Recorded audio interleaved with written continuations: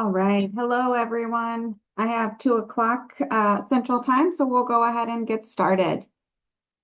Welcome to the current webinar series, the North Central Region Water Network's Speed Networking webinar series. For those of you who are not familiar with the North Central Region Water Network, we are a 12-state extension-led collaboration working to ensure safe and sufficient water supplies by leveraging resources across states and increasing the impact and scope of extension. Each month we have a water-focused webinar. Each month we feature a different water-related topic and feature 2 to 3 similar presentations around that similar topic or theme.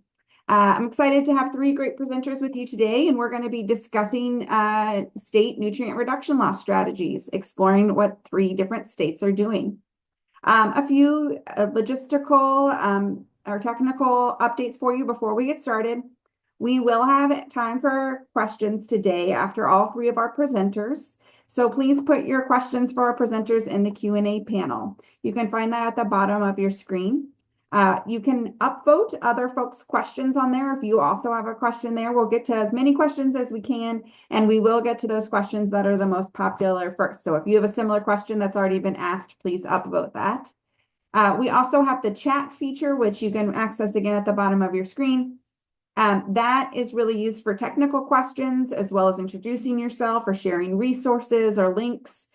We do ask that you put the questions for the presenters in the Q&A panel to ensure we see them during the panel portion of today's recording. If you are having any technical difficulties or audio issues, you can use the phone-in option, which can be accessed by clicking the up arrow on the mute icon and then clicking switch to phone. This session will be recorded, and we will post the recording to our website, northcentralwater.org. On there, if you go to our media archive, you can find recordings for all the current webinar series from the last 11 years.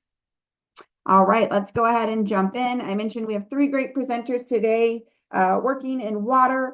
We all are aware of state nutrient reduction loss strategies, but we may not be as aware what other states are doing, and it's a great opportunity to learn how we are all working towards a similar cause, as well as to share updates and share strategies across states. So excited to feature 3 different presenters. We're going to be hearing from Iowa, Illinois, and then Minnesota today. So first, let's jump in with Matt Helmers. As I mentioned on the last slide, Matt is the director of the Iowa Nutrient Research Center. He's also a professor in the Department of Agricultural and Biosystems Engineering at Iowa State University. So excited to feature Matt today and see what they're doing. They have some new positions working on measuring and monitoring progress with the nutrient reduction loss strategy. So excited to hear about that as well. I will stop sharing and hand it over to you, Matt. All right. Thank you. Thank you so much for the opportunity today, and look forward to the discussion that I hope that hopefully we will have. And I'll try to keep my remarks brief so that we do have time for discussion. But I want to give a little bit of an overview for those that aren't familiar, kind of the genesis of the Iowa Nutrient Reduction Strategy, kind of what's been going on the last about 12 years, and then maybe a little on the future. So the Iowa Nutrient Reduction Strategy was developed by the Iowa Department of Agriculture and Land Stewardship, the Iowa DNR, and the ISU College of Agriculture and Life Sciences. Back in 2010, then Secretary of Ag Bill Northey got together with then Dean of the College of Agriculture and Life Sciences, Wendy Winterstein. Secretary Northey was the co-chair of the hypoxia task force then, and said we need to develop an Iowa nutrient reduction strategy. And so these groups have been working closely since that 2010 period on that. Content is updated regularly, and there is a continuous public feedback comment. You can submit comments on the website, and that's open continuously. Just this past month in February, there was a refresh of the Iowa Nutrient Reduction Strategy, specifically Section 1 that discussed kind of the implementation and policy of the nutrient reduction strategy. So that's relatively new. Our goals are consistent with the Hypoxia Task Force goals of a 45% reduction of nitrogen and phosphorus. It is a science and technology-based framework. Um, at the time of back in that 2010 to 2012 period, it was estimated for us to reach the 45% reduction goals of nitrogen and phosphorus needed about a 41% reduction from non-point sources, 4% for point sources on the N side, and 29 and 16 respectively on the non-point source point source for phosphorus. So this gave us our load reduction goals to meet that 45% reduction. One of the real critical elements was our non-point source science assessment to look at the contributions of non-point sources across the state of Iowa, and then looking at what it might take to reach those goals that are out there. Our Again, non-point source activities contribute the greatest amount of N&P in Iowa because of our agricultural land use. We looked at management and other BMP practice adoption to reach the goals based on a major land resource area within our state, and used information on practice adoption from the USDA Census of Ag, some spatial analysis, and professional expertise.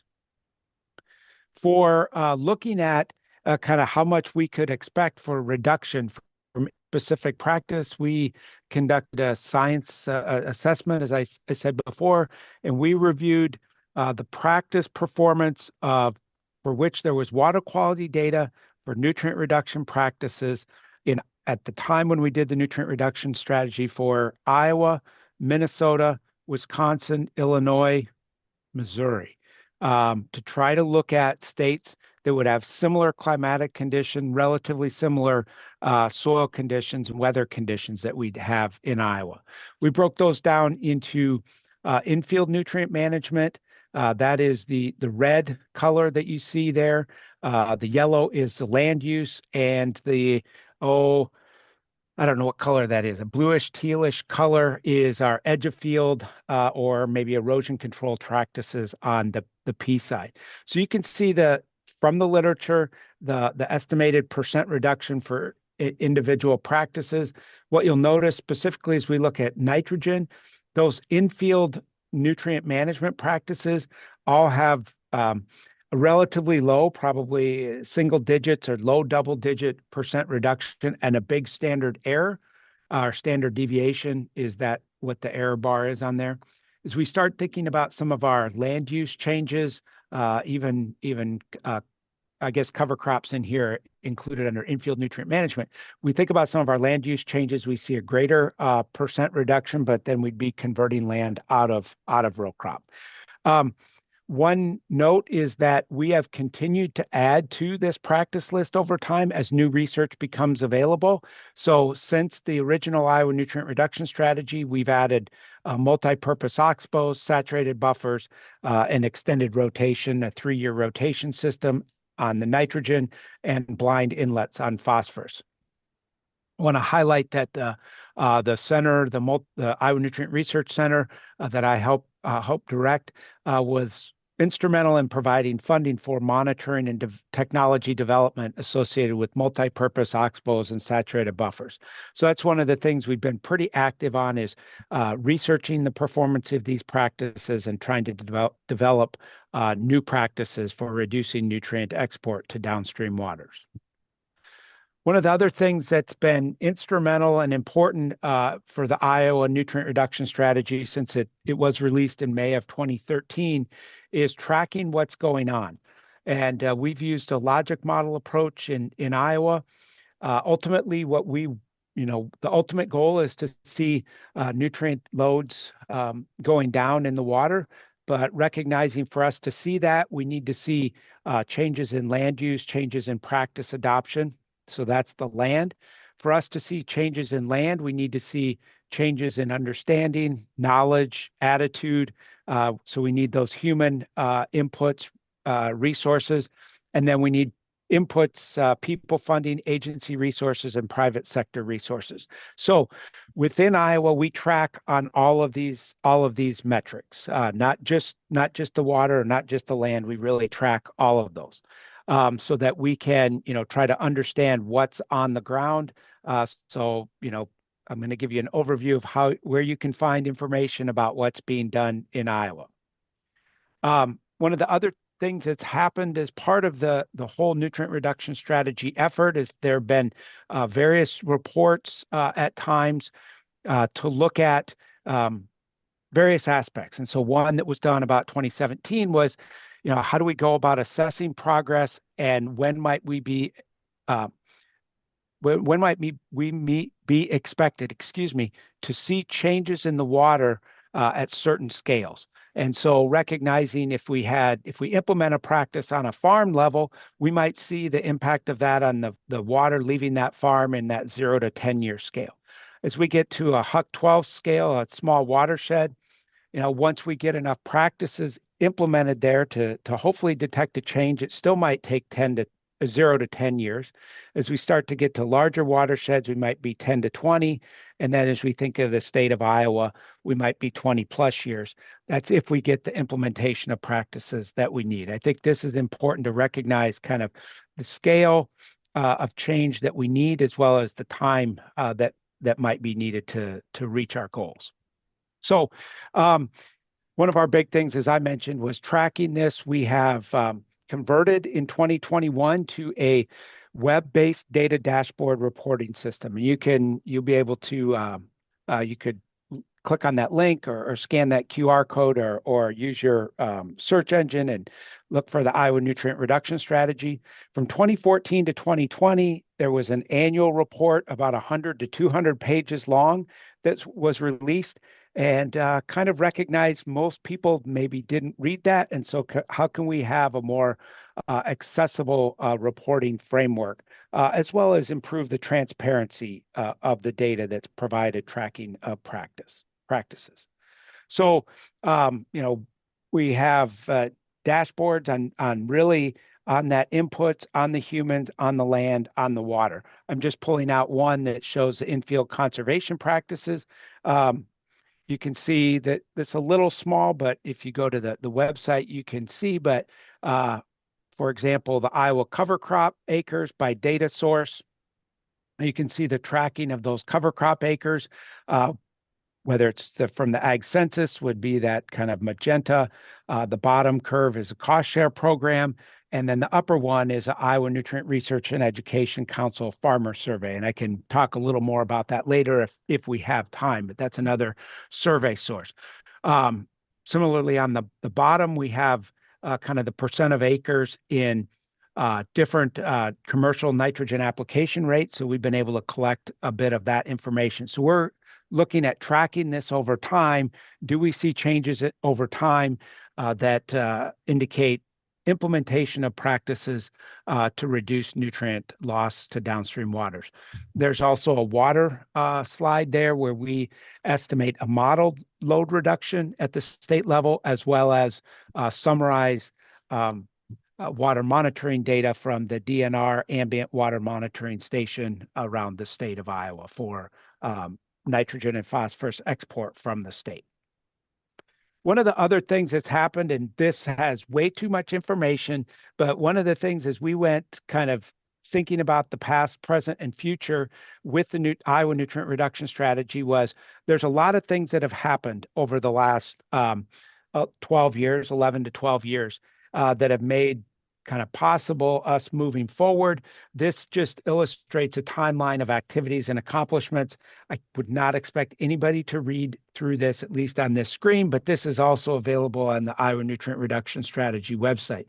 But I did want to highlight a couple things. One is in 2013, the Iowa legislature established the Water Quality Initiative that helped get some dedicated funding at the state level for practice implementation. Also, the Iowa Nutrient Research Center was established that would provide some resources for continued research on nutrient reduction related topics. In 2014, the The Iowa DNR began working with point sources on monitoring of nutrient from those facilities. And I think this is pretty big that as of 2023, there are about 32,000 samples analyzed annually for quantifying nutrient export from point sources. So I think that's a major data source and piece of information for us estimating nutrient loads to Iowa water bodies. Um, Non-governmental organization and private sector have really bought in. The Iowa Agriculture Water Alliance, coalition of the Iowa Soybean Association, Iowa Corn Growers, and Iowa Pork Producers came together in 2014, and the Iowa Nutrient Research and Education Council was established in 2014. 2016, there were 3 RCPPs awarded for Iowa. If you look through this, you'll find a number more, but really kind of wanted to illustrate when that time started. ISU Extension and Outreach has been engaged since the start, but formally in 2016, Jamie Benning started the Iowa Watershed Academy for helping to train watershed coordinators, recognizing the need for that human resources on the ground to get practices implemented. Um, in 2017, the Iowa Nutrient Research and Education Council started the annual survey looking at in-field nutrient management, worked with the Stat Lab at Iowa State to develop an approach to work with ag retailers for collecting some of that information. And we completed a baseline assessment of the estimated loads for the hypoxia task force baseline period of 80 to 96. In 2018, another big milestone was that the Water Quality Infrastructure Fund was established with the state that provides dedicated funding for about 20 years for practice implementation. This has really been a game changer in Iowa for getting more resources, whether that's people resources to help with this or having more resources for practice implementation. And then in 2020, as I mentioned before, in that 2020-21 period, we began reporting through a data dashboard.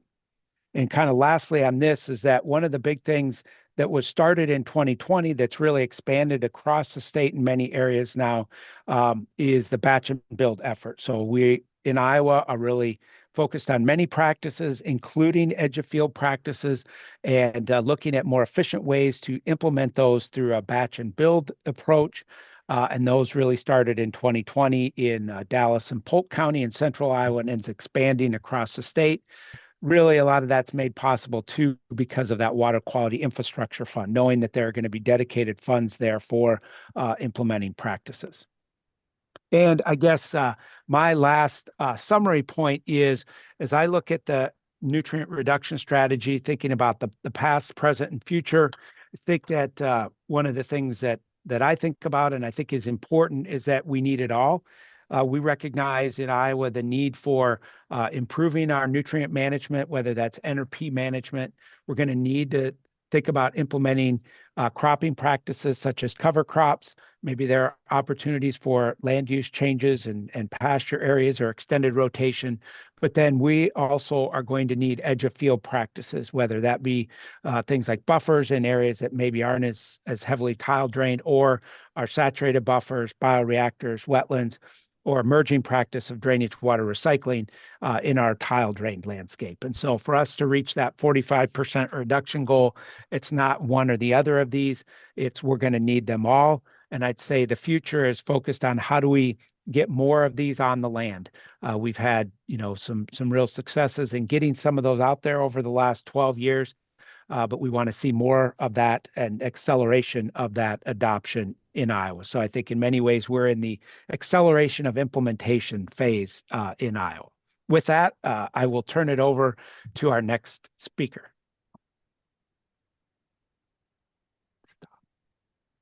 Great, thank you so much.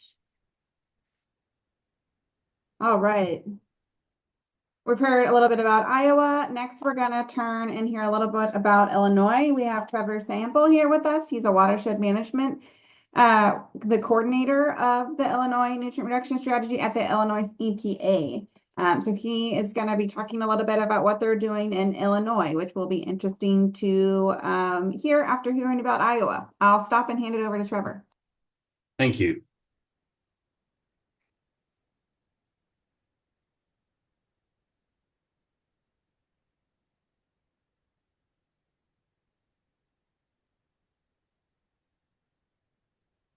Hey, can you see my screen okay?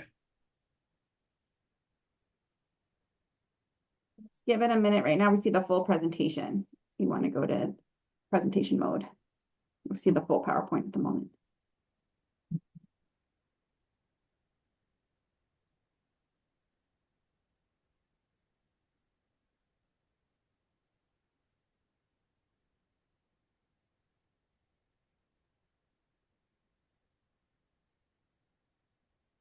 You there, Trevor?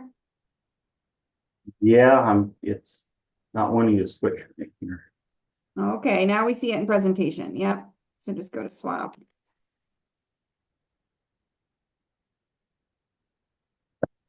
All right, looks great. Okay, can you still hear me? Yes.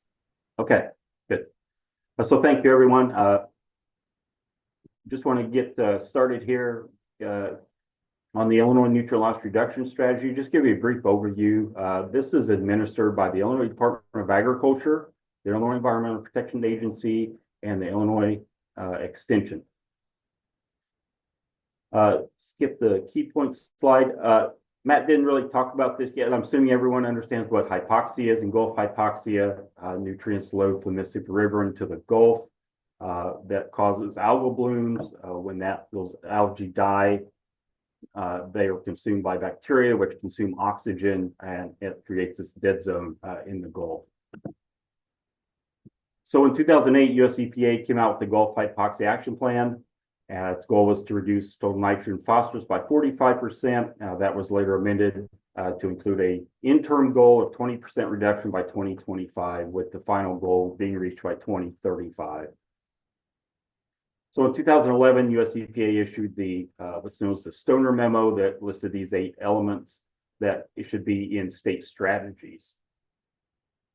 In 2015, Illinois released our nutrient loss reduction strategy after a 2-year process that was very open and transparent to the public. We had multiple working groups representing many organizations in Illinois. We made this a very public process, so we felt like that the partners had a lot of ownership in it when it was released. So again, our long-term goal for the strategy is to reach this 45% reduction in nitrogen and phosphorus. We do have our different interim goal, though, is 25% reduction in phosphorus loads and 15% reduction in nitrate loads. So the strategy in Illinois addresses agriculture, point sources, which are wastewater treatment facilities, and urban stormwater. These graphs are quite old. This is from our original science assessment that was done in 2013. A lot's changed since then, but we feel like we need to get some more information before we update these charts. We know that what we're attributing to agriculture really is all of non-point source, and we know there are some other sources of non-point source out there, like atmospheric deposition of nitrogen and stream bank erosion and sediment contributions for phosphorus. So hopefully we are able to do some more analysis and research and be able to update these graphs with some more precise numbers. But largely we know that most of the nitrate comes from agriculture. When it came to total phosphorus at the time, it was about even between agriculture and point sources, but that's changed quite a bit, and I'll talk a little bit about why that's changed in a minute. We established priority watersheds for the state. Those in orange are non-point source priority watersheds for phosphorus. The ones in blue are non-point source for nitrates.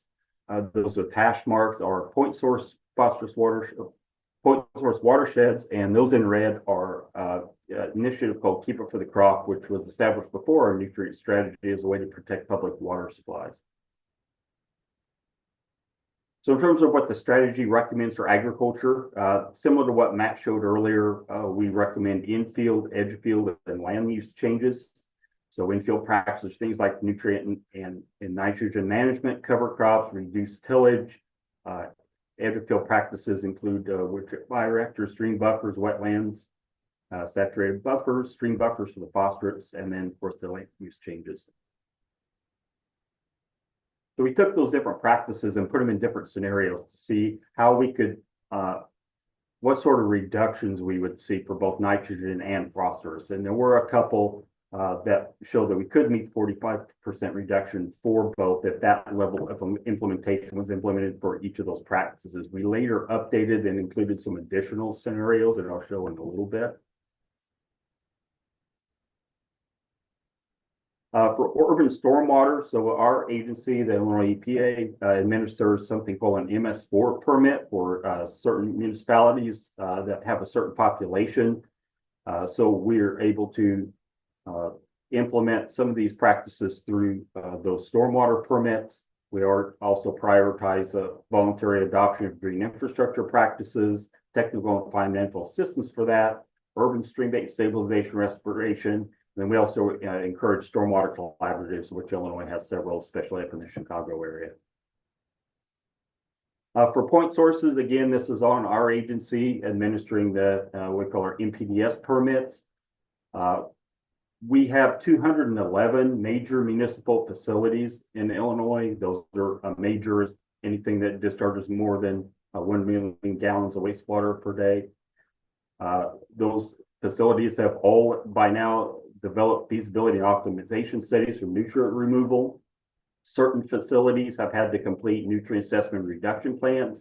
All facilities will eventually be getting down to 1 milligram per liter and even eventually down to 0.5 milligrams per liter.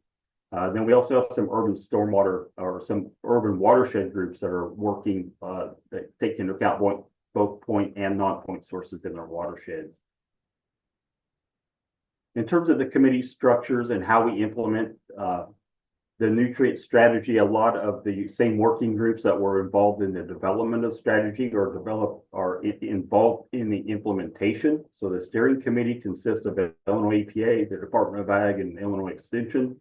We have a policy working group, which is our main group. Then we have a lot of subgroups of that in terms of communication, Ag Water Quality Partnership Forum addressing agriculture issues, urban stormwater, a performance benchmark working group, nutrient monitoring council, and then we have the science advisory committee. They were working on addressing water quality standards, and they completed that report, and they no longer meet. So just give you some idea of those on our policy working group: from agriculture, point sources, stormwater, government, and then environmental and conservation groups. And then there are probably 2 or 3 times that many groups that are on also serve on some of those other subcommittees. So this is really a collaborative effort. We really rely on our partners to help implement the strategy. So starting in 2017, every 2 years, we've been developing these biennial reports to document the progress on implementing the strategy. Just like Matt showed, their logic model, we basically took their logic model and just tweaked it a little bit to make it our own. But basically, we are capturing the same type of information of resources, outreach, land and facility measures, and then tracking water quality. So the binary reports usually will have an executive summary, an introduction, a science assessment update, where we'll introduce any sort of new science in terms of the water quality loads or any sort of research that have been done. And then we report on each of the sectors. We talk about our working group accomplishments during the past 2 years. And then we also have a section addressing adaptive management and how we can better measure progress going forward. So in terms of the water quality and nutrient loads, we partner with the United States Geological Survey to measure and calculate statewide nutrient load exports. So we know how much is leaving the state every year. We have these, what we call our super gauges, that collect flow and nutrient concentration data on 8 major rivers that leave the state. And then that data is used to calculate the annual and 5-year running average loads. So this is just a map showing where those 8 stations are. We also have one at Des Plaines and Joliet to capture flow coming from Chicago area. But these are the gauges that are used for calculating our statewide nutrient loads. This covers about 75% of the state. For those areas that are ungaged, they use some calculations to estimate the contributions from those areas.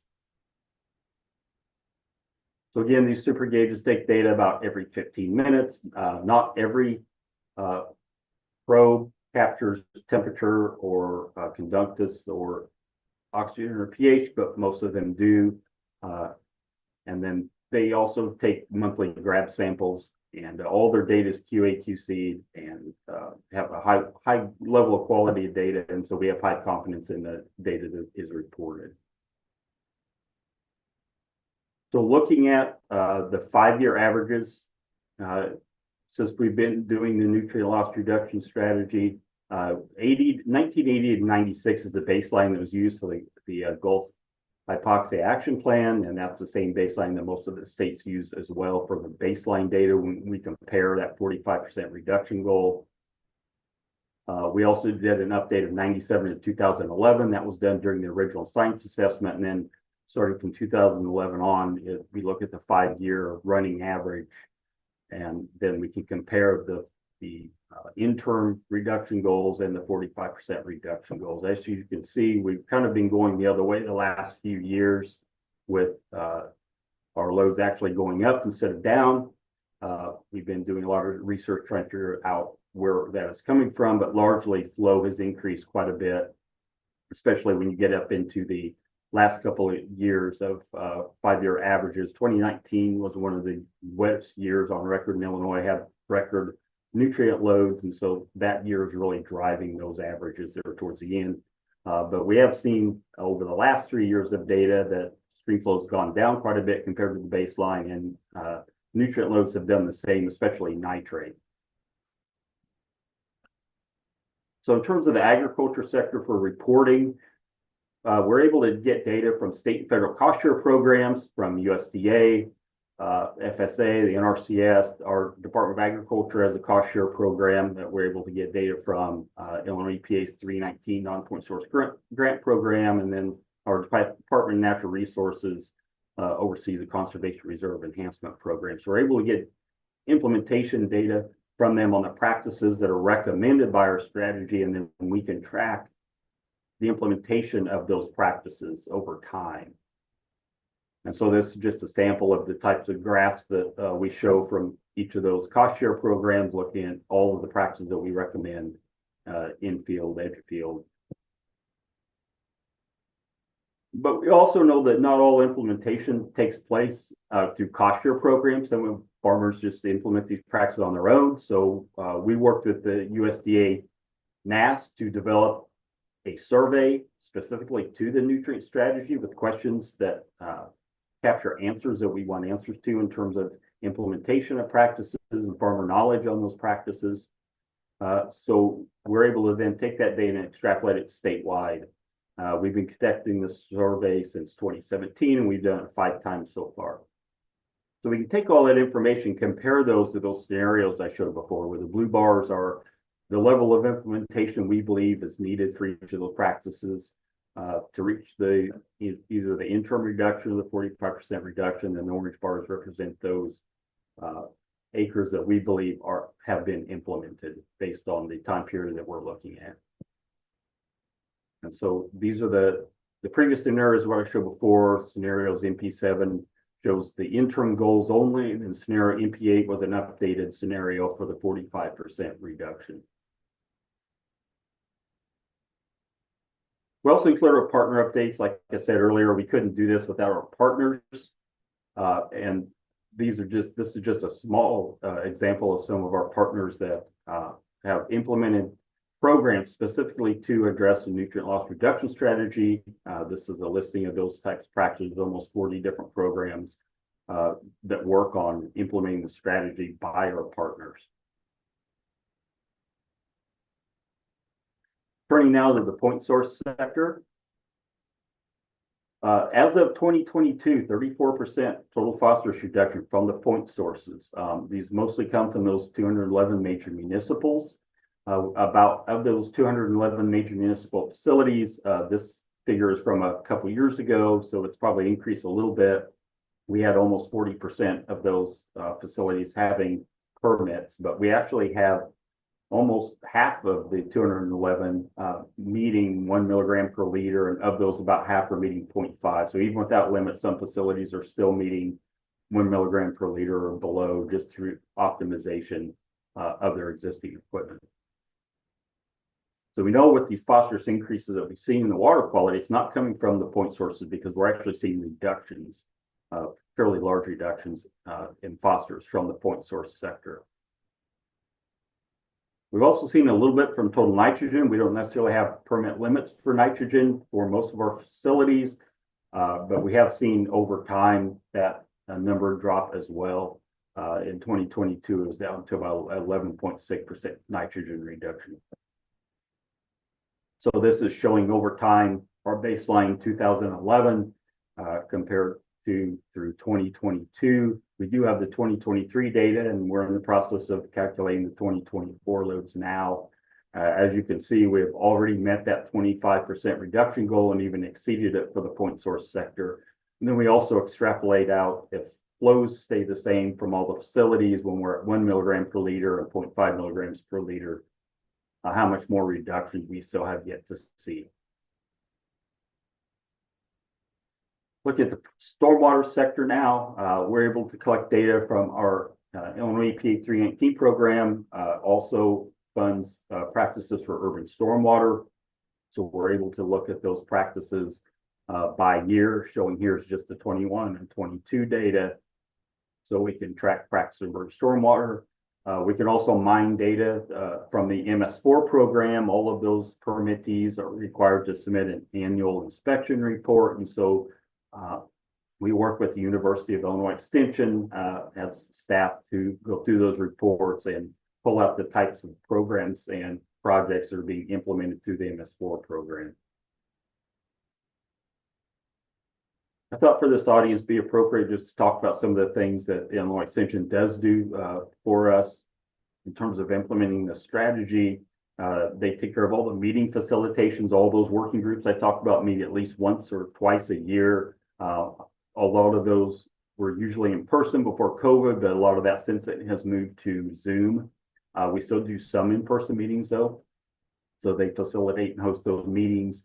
The bi-unit reports I spoke of, they are in charge of developing those. They also have some urban stormwater staff to provide technical assistance and help with our reporting, like the MS4 reporting I mentioned. We also have an ag science team. Matt talked quite a bit about the BMP performance for each of the practices. I didn't show a slide showing that, but we have the same thing. And we also have a process for updating and adding practices and updating practice performance. And the ag science team is composed of researchers at the University of Illinois that oversee that. We also fund watershed outreach associates in those priority watersheds I showed you. We have one person for the nitrate priority watersheds and another for the phosphorus priority watersheds that work on the ground doing watershed plans and helping bring in outside grants and working with locals on educating them on the nutrient loss reduction strategy. And they also produce podcasts. We have probably close to 60 now podcasts talking about nutrients and nutrient loss, and mostly focusing on agriculture issues. And then we've also within the last year started a newsletter as well. And Extension also hosts their own nutrient strategy website that's geared more towards the public and just explaining what the strategy is and types of programming that Extension offers related to reducing nutrients from agriculture and urban stormwater. So I'm almost done here. The last thing I wanted to talk about was Matt had talked about how Iowa's moved to an online reporting platform, and a lot of other states are doing this as well. And so we are in the process of developing our online data portal. We're using the current Great Lakes to Gulf platform, if any of you are familiar with that, working with the National Great Rivers Research and Education Center and the University of Illinois' National Center for Supercomputing Applications doing all the coding for us. Right now, we're loading all of the data through 2022, and we hope to have that done by the end of 2025 with the website going live. And then in 2026, we will be updating the 23 through 25 data. At that point, we'll be pretty much caught up. And after that, we will do annual updates of the data. This website will also include static and interactive data, as well as some interactive maps. So we're in the process of collecting all that data right now so we can do that. That's it for my presentation. The website there is a quick link to the Illinois EPA website, which will show you all of our biannual reports, all of the meeting minutes and agendas and presentations from all of our working group meetings are also on there, along with some other research documents and anything else related nutrient strategy wise. Great. Thank you so much, Trevor. We're running a little bit behind, so I want to make sure we have enough time for Corrie. Corrie is with the Minnesota Pollution Control Agency, excuse me. And she's going to be talking about their nutrient reduction strategy. So I'll hand it right off to her to make sure we have enough time.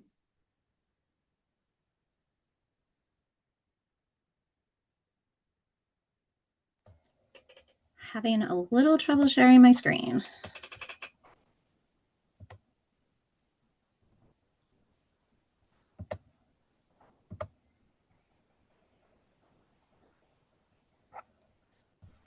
Yeah, and I don't have a share screen button. Okay, that is on. It should be at the bottom of your screen. There we go. Okay. All right. Looks great. Great. Well, I'm actually going to take us on a bit of a departure, and I'm going to talk about the updating process that Minnesota has been going through on our nutrient reduction strategy in the past about 3 years now. And then we'll try to have time for questions at the end. So like Illinois and Iowa, our nutrient reduction strategy got its start to help manage the dead zone in the Gulf and includes goals of how much nitrogen and phosphorus leave the state via the Mississippi River. But Minnesota's waters also drain into Lake Winnipeg to the north and Lake Superior to the east. So our NRS also includes other regional goals for the Red River at the Canadian border and Lake Superior, which unfortunately did not get its own picture on this slide. We first released our NRS in 2014. And fun fact, I was working on Illinois' nutrient loss reduction strategy when the Minnesota NRS came out. And read the Minnesota NRS while working on the Illinois one. So lots of cross-sharing of information here. When the Minnesota NRS came out in 2014, there was a plan to revise it after 10 years. A lot has been accomplished over the past 10 years, including a reduction in wastewater phosphorus by over 70% and implementing Minnesota's watershed framework in our in-state waters, but there's still lots to do. So in 2022, we started planning for the revision to the NRS, and we identified 24 building blocks for the revisions. This resulted in 6 working groups that are managing the assessment of what's worked well, what needs to be changed, and what has changed externally that the NRS needs to address. It's an interagency process. There's about 10 organizations involved and about 50 people from federal, state, and regional agencies and the University of Minnesota. I'm going to briefly cover each of these working groups and what we're doing. The first working group started with water quality. This included updating our river loads of nitrogen and phosphorus, conducting a trend analysis for each major river. So not only the Mississippi, but also the Red River Emerson, and as much as possible for Lake Superior. And there is not as much long-term monitoring data in Lake Superior as there is for the rivers. So we used both monitoring network data and modeling, and then we looked at priority areas for both in-state nutrient reduction needs, and we verified nutrient sources and updated the NRS goals. Because we're asking the big question, has Minnesota met its NRS water quality goals? And if not, how much more work to go? And the total work on water quality is still being edited and processed. So I'm just going to share a little bit of what we have right now, because again, we're still digging through all of this. Generally, we're seeing that phosphorus is trending down, both in-state and in waters leaving the state. Nitrate varies more from situation to situation, and there is a slight trend down in some of the rivers, but there's not a lot of trends either up or down in nitrate concentrations or loads across the state. Our partners at Minnesota DNR, who are in these working groups, made these maps for us. to look at nitrate priorities for stream aquatic life and drinking water wells, and to look at phosphorus needs and priorities in the state for river and lake eutrophication. We also took a look at which watersheds are exporting the most nutrients downstream. And these maps are showing key watersheds for both the Red River and the Mississippi. And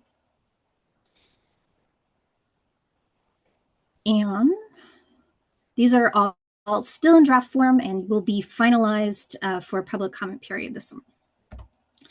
Our second working group addressed urban nutrients. This includes stormwater and wastewater.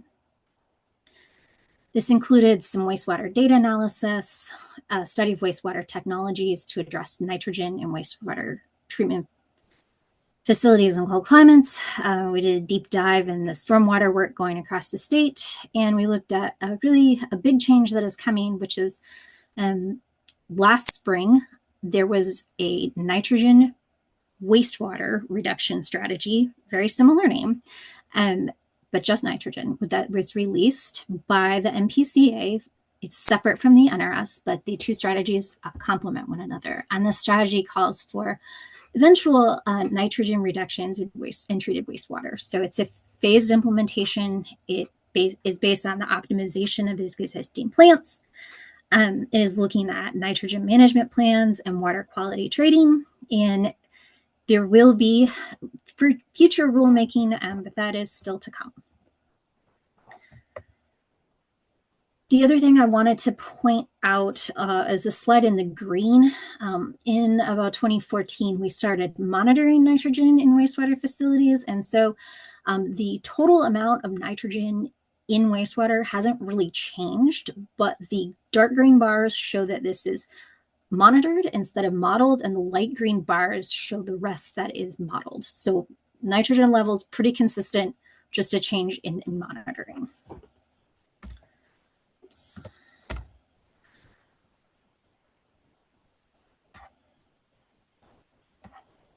Something that we have been working on and has received a lot of attention has been the science assessment. This has been conducted by the University of Minnesota, and for this update, it has focused on agricultural best management practices. It was focused on cropland best management practices efficiencies, BMP combination scenarios, and identified research gaps. This has been the work from Dr. Laura Christensen, Dr. Carl Rosen, and Dr. Emerson Souza. And we'll release as much of that report as is complete during our public notice period this summer. A lot of these data will be fed into our state water quality models. And we are also working with Sarah Porter at the Agricultural Research Service to develop a nutrient balance model of inputs of both manure and synthetic fertilizers, and then looking at how the imbalances between fertilizer inputs and outputs are spread across the state. Too fast. All of this research is tied in with an ag practice adoption, ag BMP scale-up adoption working group that is led by the Minnesota Department of Agriculture. And I'm sure this group knows that Minnesota has a lot of ag conservation programs. And so the MDA looked into them, did some assessments of the maximum practical adoption of practices, and then spent a lot of time determining what makes a program successful and how that can be scaled up across the state. And to get the kind of nutrient reduction we need to see in non-point sources. And also, we know not all programs work. So this team also did some insight into what are obstacles or barriers to adoption of ag practices, or what should we not include in the revisions to the NRS. A working group that took on a truly colossal amount of work was looking at watershed support or tools group. As a quick background or reminder to most of the people in this group, you probably all know this even better than I do, but Minnesota uses a watershed approach that began in earnest about the same time as the 2014 NRS came out. The first is a watershed restoration and protection strategy, or RAPS process, and this is the monitoring of a Huck 8 watershed. identifies the stressors in the area, and then it creates a comprehensive document that's used to guide restoration protection work in the watersheds. This process was completed in all 8 watersheds by 2023, and then the RAPS document gets passed on to the One Watershed, One Plan program, which is operated through the Board of Water and Soil Resources, and Bowser partners with local units of government to develop a comprehensive watershed plan that uses some of the RAPS information and also addresses other local concerns. So this working group for the NRS revisions took the opportunity to look at how the NRS was being integrated at the small watershed level, how we could better incorporate small watershed information into the statewide scale. And they did a lot of interviews with both state and local watershed practitioners to figure out what kinds of tools and support that people needed. We have an NRS guidance document for both of these programs that is currently being updated and will continue to be updated as the NRS grows and changes. A lot of the watershed work was funneled into our final working group, which is focused on data tracking and how to make this sustainable for the future so that we can adapt the NRS by section as needed so that we don't go through another 3-year, hundreds of page process for updates. So we have a number of really amazing tools at MPCA, Department of Ag, Bowser, for tracking changes on the land, changes in water quality and the impacts of the land use changes on water quality. And the ultimate goal is to create an NRS dashboard that will track these changes over time. That will hopefully show we've met all our nutrient reduction goals by 2014. In the meantime, our revisions are scheduled to go to public comment this summer, and you can follow along with our process on our website, which also has links to all those tracking tools that I showed, or you can sign up for our newsletter, or you can follow us on social media. And I think I'm going to hand things back to Anne to answer questions. Thank you, Corrie. We have a lot of questions here in just about 10 minutes, so I am going to take those questions. We'll get started. A reminder to read through the existing questions and upvote those questions you also have, as we probably only have time for a few. This is an anonymous question, but it's kind of the proverbial question when it comes to nutrient reduction loss strategies and measuring and tracking progress. When estimating the amount of nutrient reductions associated with different forms of BMPs, how do you go about estimating the load reduction? Is it modeling literature or edge of field monitoring? 2 BMPs that are the same may have different reductions. So how do you go about that? That would probably be for all 3 of you. I can start since I talked first, I guess. But so that slide that I showed on estimating nutrient reduction from the individual practices, that's based on measured data, a lot of which was at the plot scale, some of which would have been at the field scale. And then we're actively doing research to further document the performance. So we have a number of drainage water quality research projects around the state that would be quantifying infield management, and then we're monitoring a number of the edge of field practices to refine that estimate. So as far as those load reductions we assign to that practice, that's based on measured data. Now we're not monitoring every practice out there, so we think about the total statewide load and how practices are impacting that. We're not monitoring in every specific practice, but the others are really in ours is coming from monitored data that's been collected Iowa or surrounding regions.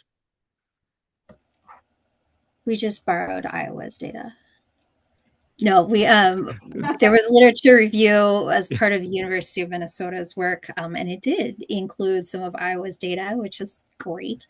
And the literature review is focused on monitored data, not modeled data. But in terms of determining nutrient changes across the whole state, there's absolutely modeling involved in that water quality work. Yeah, for Illinois at the time we were doing our science assessment, it was based on literature reviews of research across the state and other states as well.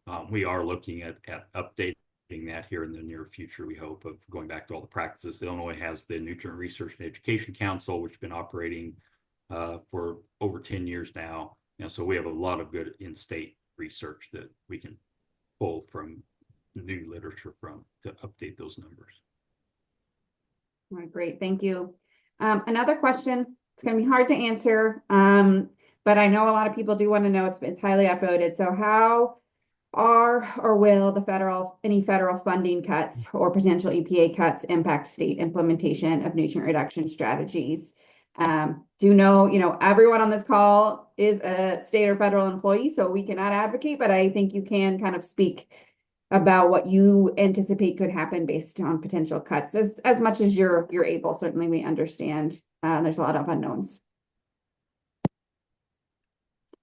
Not everyone all at once. I know it's a tough one. I think at this point, you say there's a lot of unknowns, and like Illinois and Iowa, we got federal money through the Gulf Hypoxia program that has supported a lot of these revisions, and so the implementation of these revisions would depend at some level on some federal funds.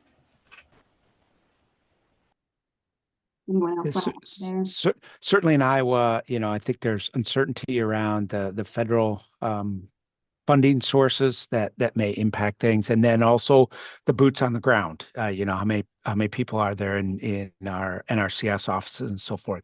We are fortunate that we do have our state legislature has been very proactive on some funding resources through that Water Quality Infrastructure Fund and the early WQI funds, that we have pretty strong state programs that are working on many of these practices. And so those will continue, but undoubtedly there'll be some impacts for sure. Another question here. This is for Matt specifically. What does your data show about actual reductions in nutrients over the past 10 years?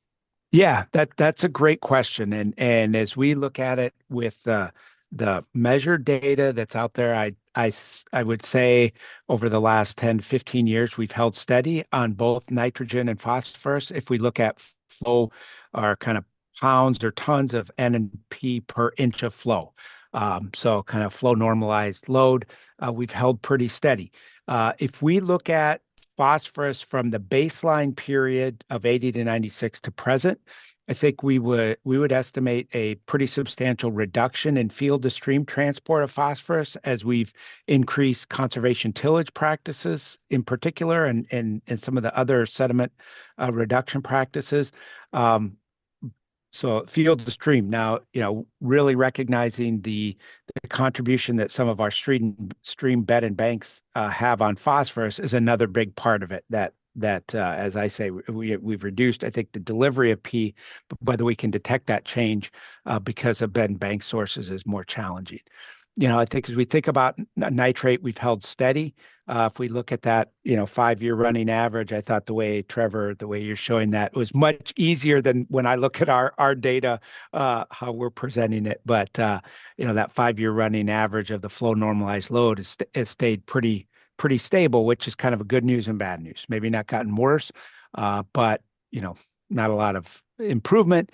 But we have to recognize we're not at the scale of implementation where we really expect to be able to detect that change. And so that's where we're really working on accelerating adoption of practices. Yeah, that's a great segue to, I think we probably have time for one more question. This one came in to Trevor. Has there been any discussion about changes to strategy or its implementation, given that the 2025 interim goals were not met? Or is it kind of what Matt, you're saying there, and that it's not a change in strategy, it's an increase in implementation? I'll let you speak to that. Yeah, I agree with what Matt said, but we are looking to, in the future, do an update to the strategy itself, but I want some more information. I wanted to get the updated BMPs done first, and maybe even do some modeling based on some updated water quality that we have at the Huck 8 scale to maybe look at different priority watersheds or being able to refine the practices, what really needs to go and find the hot spots in the state and really focus more on those areas first. Yeah, great point. All right, great. Well, I think we are just about out of time here. So I want to put up this slide. We had a lot of questions we couldn't get to, so I apologize about that. 3 great presentations, and it's hard to fit everything in 1 hour. So I do want to put up there, these are the emails for Matt, Trevor, and Corrie. If you had a pressing question that you were not able to get addressed, please reach out to them directly. The recording for this webinar, as well as the presentation slides, should be up on our website, northcentralwater.org, as well as you can find a recording of all our webinars on our webinar archive, northcentralwater.org/media archive. I want to really thank Matt, Trevor, and Corrie for being here today and for their time, and thank all of you for joining us. A lot of kudos coming through in the emojis today, so thank you guys so much for joining us. Thank you.